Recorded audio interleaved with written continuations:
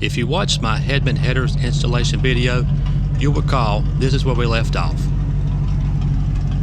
2.5-inch pipes into a 2.5-inch X pipe with some turn downs.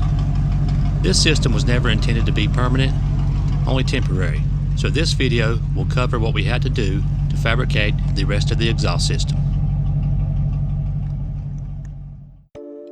We used some S-bends from this Flowmaster kit that I had left over from a previous project to get our 45-degree bends, 2 Dynamax race bullets, 3-inch in, 3-inch out,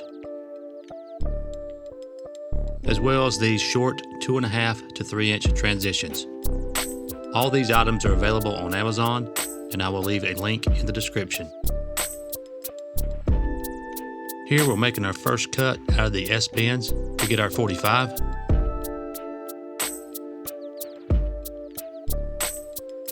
The 45-degree angle worked perfect and exited right there at this little kick up in the frame. Then we've got our 2.5 to 3-inch transition and our race bullet muffler.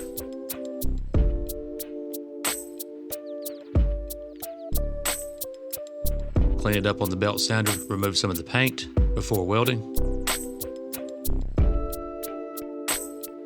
Here is some of TG's hand hammering work. Makes for a nice fitting transition.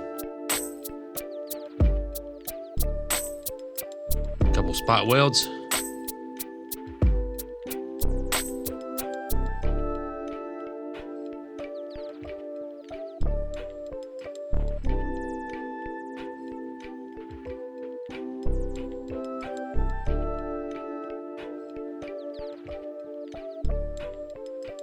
And now let's test fit.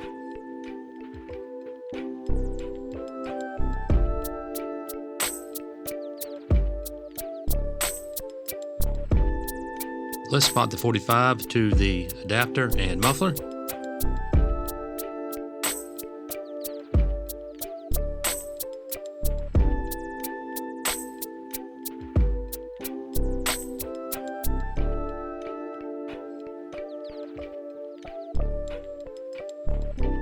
And test fit again.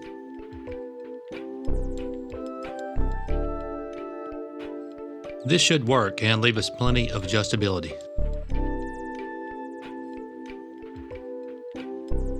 Here TG spotting together the rear pipe.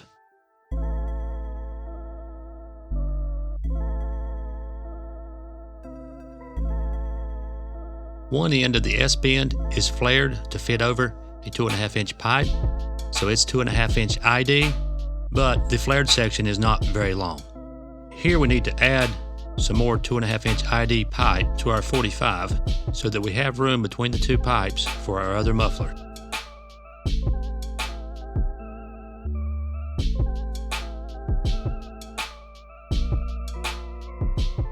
We had this old system off my 300C lying around, and it just happened to have these two flared sections that are 2.5-inch ID.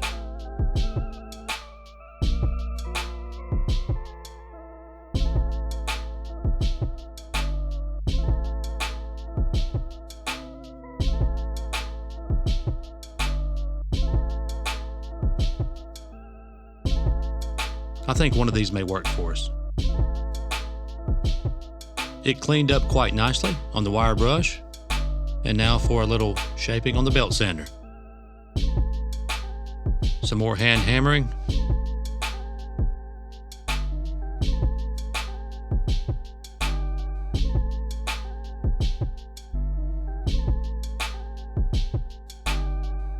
Spot it into place.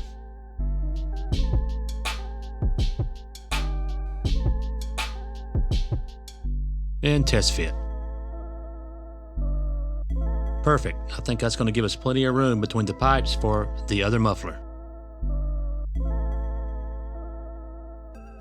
Cut off some of the excess. Spot weld our transition onto the muffler.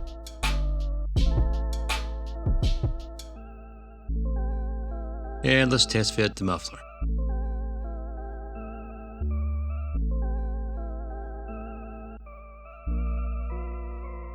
Spot all that together. And test fit once again. Trying to get everything to be fairly symmetrical here.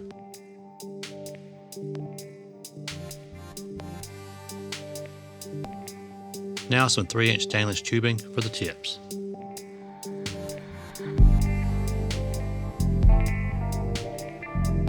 Looks like it's going to exit right about where we anticipated.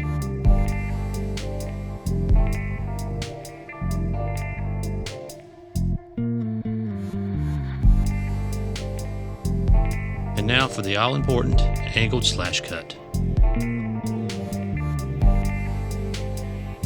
Here maybe, or no, maybe here.